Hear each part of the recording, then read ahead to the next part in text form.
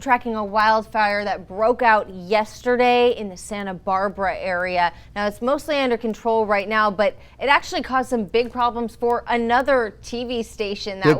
Really big problems. Let's see if we can grab that video for you. This is our green screen for the weather. Right behind it, you can see the flames out this door. I would take a power outage over that scare any day, absolutely, what we're going through. Now, last night, Action News Now at 11, Jason Stiff, that used to be where he worked. Right. Not Santa Barbara.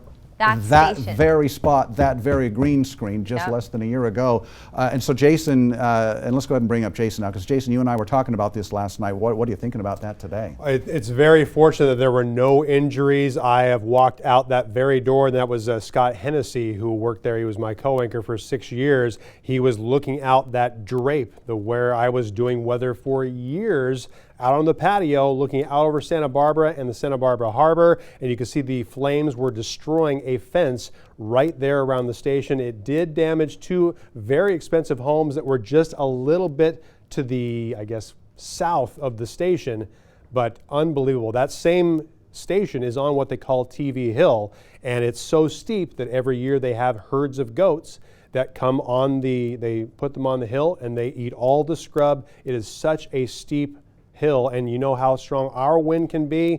It was very, very windy. They had some sundowner wind around Santa Barbara last night, and it caused that arson fire. It was arson to really rapidly go up the hill. So it was a very dangerous situation. Fortunately, everyone was safe. There was a little bit of damage to some of the houses, but that is put out. Now, we've also had more than our fair share of wind, but ours is due to some active weather on another scale. We have showers, we have some thunderstorms, and it's been obviously too windy in North Chico. We had that one cell that was north of town. It wasn't a thunderstorm. There wasn't any lightning detected, but it was enough to give us some outflow that probably caused 1 and then 3 of those power poles to go over. Now, it's a little bit more active around South Chico, getting closer to Durham. Also, just past Paradise, we have these twin areas of rain that are quickly moving toward the south. We're going to have some gusty wind over the highway, so please drive carefully as that passes by, but it should be weakening. We're just going to have the potential for some locally heavy rain.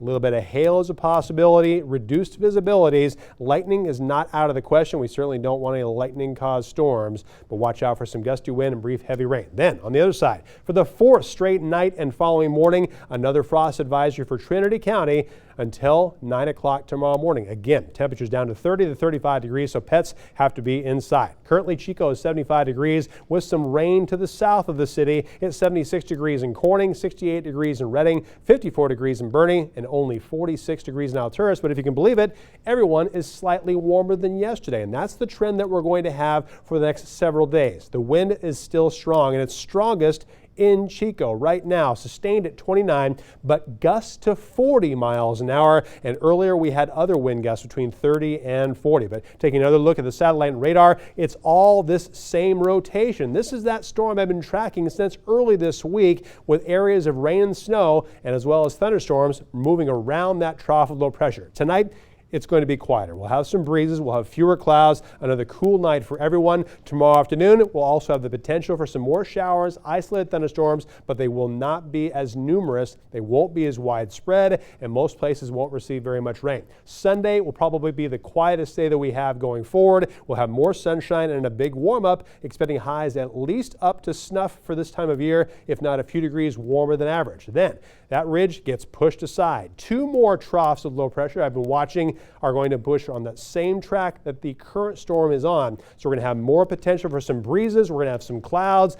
Rain is a possibility for the higher terrain, but don't bet on very much. And we have very little chance for any substantial rain outside of isolated thunderstorms in the valley going forward. So looking at our 7-day weather accumulation, not much rain for us. The valley, unless you get near one of those thunderstorms, no rain for us. However, through the next 7 days, we'll have the potential for the higher terrain to have a few tenths of an inch of rain, as well as a little bit of snow on the highest peaks. The wind will still be blowing tomorrow, but it won't be as strong as it was today unless you're near one of those isolated cells, and that could have some more outflow. By Sunday, we'll also have a little bit weaker wind. You'll see these gusts between 10 and 20, which means a sustained wind more than likely 5 to 15 miles an hour for Sunday. So Sunday, the quietest day to get outside and enjoy. It'll also be a lot warmer. Tomorrow will also be a warmer day, but still below average. Expecting a high of 72 degrees in Weaverville. Warmer, but after a chilly start to the day. For northeastern California, the southern Cascades and northern Sierra, lows still chilly. I'm surprised there isn't a frost advisory. Actually, we'll have lows near freezing, daytime highs in the 50s and 60s. The ridge, it'll settle down a little bit more. Temperatures will be in the 40s tomorrow morning, 60s for highs tomorrow afternoon. Some gusty wind. Can't rule out another stray shower or storm like we've had today, but they will not be as numerous. Then for the valley tonight, we'll have fewer and fewer clouds. Another cool night.